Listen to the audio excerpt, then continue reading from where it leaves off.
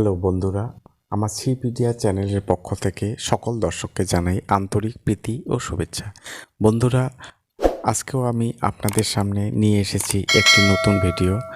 এই নতুন ভিডিওটি তৈরি করার মূল উদ্দেশ্যই হলো আগামী 2022 সালের মে-জুনের দিকে যে পশ্চিমবঙ্গ রাজ্য সরকার নিয়োগ করতে যাচ্ছেন প্রচুর সংখ্যক গ্রন্থাগারিক, এই গ্রন্থাগারিকের পরীক্ষা কেমন হবে এবং কিভাবে লিখতে হবে, উত্তরটি কেমন হবে, সেসব বিষয়কে চিন্তাভাবনা করেই আমি তৈরি করেছি আমার এই ভিডিও। তো আমার ভিডিওর প্রথম কোশ্চেনটি হলো, গ্রন্থাগারে বিব্লিওমেট্রিক কোন কোন ক্ষেত্রে প্রয়োগ করা হয়? এটির উত্তর হবে গ্রন্থাগারে 3টি ক্ষেত্রে বিব্লিওমেট্রিক্স প্রয়োগ করা হয়। যেমন লেনদেন বিভাগ, অর্থাৎ আমরা যখন বই লেনদেন করি যে বিভাগে, সেক্ষেত্রে বিব্লিওমেট্রিক প্রয়োগ করা হয়। পরিষেবা বিভাগ, অর্থাৎ আমাদের গ্রন্থাগারে বিভিন্ন ধরনের যে পরিষেবা রয়েছে, ওই পরিষেবা বিভাগগুলিতেও বিব্লিওমেট্রিক্স প্রয়োগ করা হয়। প্রশাসনিক বিভাগ, অর্থাৎ অ্যাডমিনিস্ট্রেটিভ বিভাগে আমাদের বিব্লিওমেট্রিক্স প্রয়োগ করা হয়।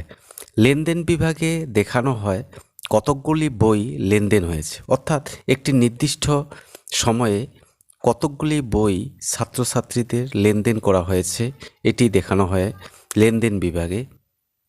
আর পরিষেবা বিভাগে দেখানো হয় একটি নির্দিষ্ট সময়ে ছাত্রছাত্রীদের কতগুলি রেফারেন্স কোশ্চেন এর উত্তর দেওয়া হয়েছে।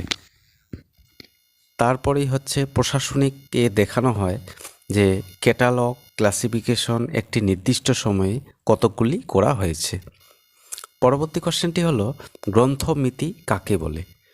এটির উত্তর হবে গ্রন্থমিতি হলো গ্রন্থাগার সংগ্রহের পরিসংখ্যানগত বিশ্লেষণ, অর্থাৎ গ্রন্থাগারে যে বইপত্রগুলি সংগ্রহীত থাকে তার একটি বিশ্লেষণ অর্থাৎ পরিসংখ্যানগত বিশ্লেষণকেই গ্রন্থমিতি বলা হয়।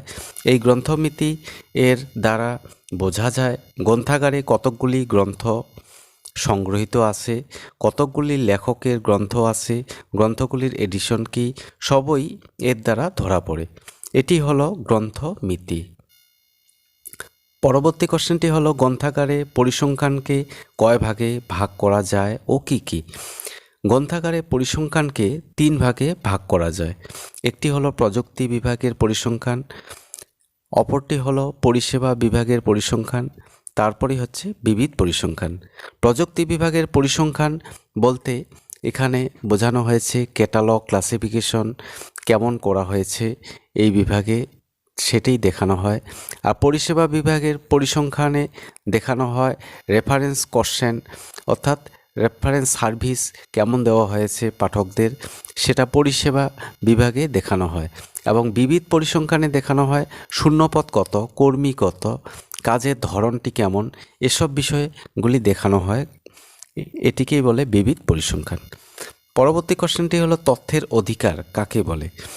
উত্তরটি হবে কোনো তথ্যকে পাওয়ার জন্য যে অধিকার তাকেই বলে তথ্যের অধিকার, অর্থাৎ তথ্যকে পাওয়ার জন্য সরকারিভাবে অধিকার স্থাপন করা হয় তাকেই তথ্যের অধিকার বলে। তো বন্ধুরা, আজকে আমার ভিডিও ছিল এটি। Thank you for watching my video. Thank you.